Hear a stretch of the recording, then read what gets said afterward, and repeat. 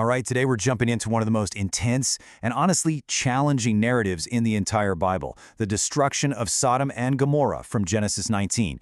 This is a story that is absolutely packed with divine judgment, questions of hospitality, and a kind of moral desperation that has echoed for thousands of years.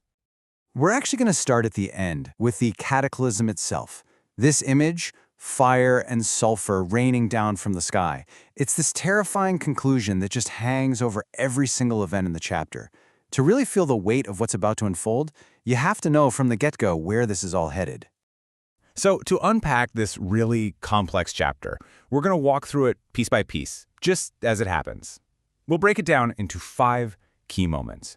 We'll start with a test of hospitality, then the mob at the door, the wild escape from the city, that infamous pillar of salt, and finally, the deeply unsettling story of what happens next. Okay, so our story doesn't begin with fire and chaos.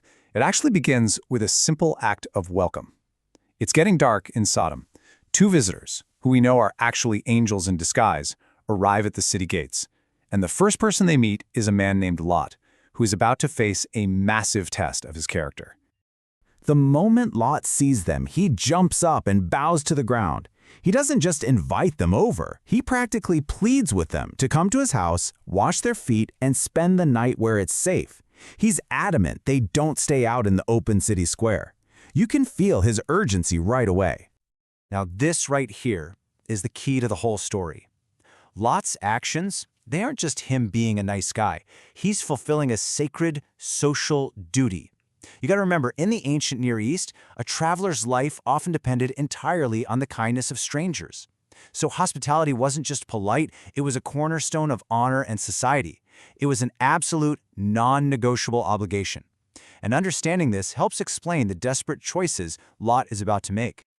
But that peace, that safety inside Lot's home, it's about to be completely shattered, because the city of Sodom has its own idea of a welcome. And it's the exact violent opposite of the hospitality Lot just offered.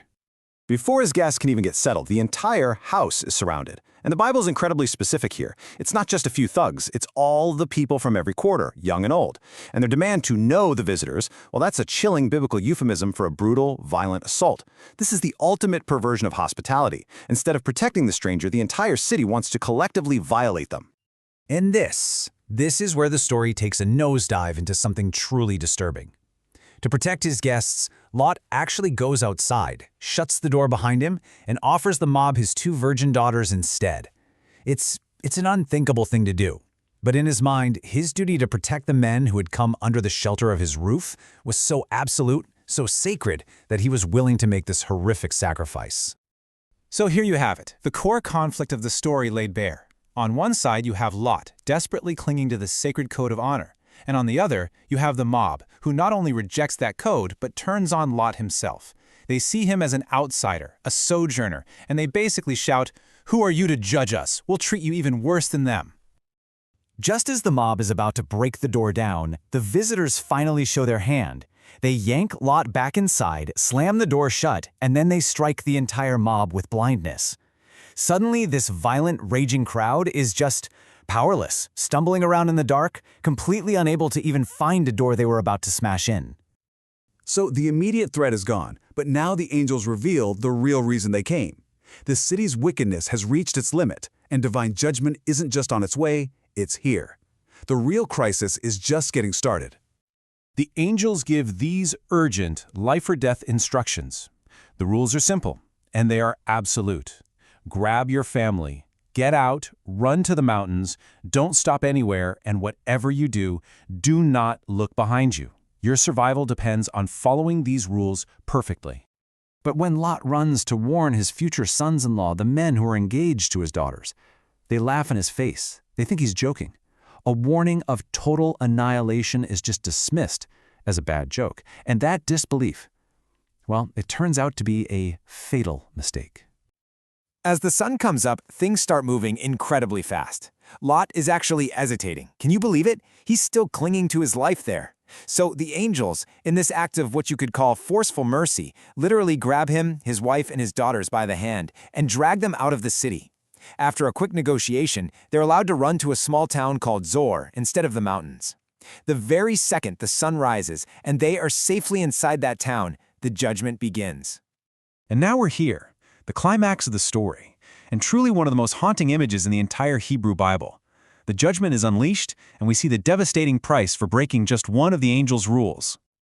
And the destruction is absolute. The text says sulfur and fire rain down, completely wiping out Sodom, Gomorrah, the whole plain, every person, and even everything growing on the ground. It is a total, complete erasure of the entire landscape. In the middle of this terrifying escape, this frantic flight for their lives, a single, simple act of disobedience happens. Lot's wife, who's walking behind him, looks back. Why? Was she missing her home? Did she doubt the warning? We're not told. But that one single glance sealed her fate. The result is immediate and bizarre. She is transformed into a pillar of salt. She doesn't just die, she becomes a permanent landmark, a static monument on the edge of all that destruction, a timeless warning about the danger of clinging to a past that God has condemned. The next morning, from a safe distance, Abraham, Lot's uncle, who had just a chapter before tried to bargain with God to spare the city, looks out over the plain, and all he sees is thick smoke rising up from the land like a massive furnace, confirming that the judgment was total and it was final. You might think the story ends there, but it doesn't. The final act is in some ways the most unsettling part of this entire chapter. The destruction is over, but for the survivors, Lot and his two daughters, a whole new kind of crisis is about to begin. So, even though they were given a safe haven in the town of Zor, their fear is just too overwhelming. They abandon the town and run for the mountains, choosing to live in a cave.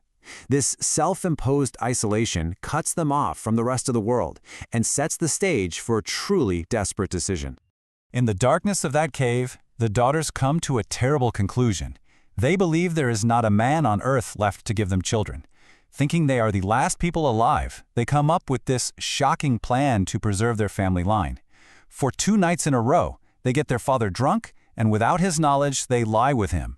It's a deeply troubling act, but it's one born from trauma and what they see as a terrible necessity. And what happens? Both daughters conceive. The elder son is named Moab, who becomes the father of the Moabites. The younger son is Ben-Ami, the father of the Ammonites. Now, for the original Israelite audience reading this was more than just a shocking end to a story. This was political. The Moabites and Ammonites were longtime rivals of Israel. So this origin story basically casts them as nations born from a deeply compromised, incestuous beginning. And all of this leaves us with a really provocative final question.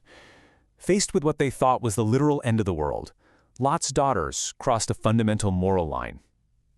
It forces us to ask, when civilization is gone, when you're faced with what you believe is extinction, where is the line between what's necessary to survive and what's right? It's a question this ancient, brutal story just leaves hanging in the air.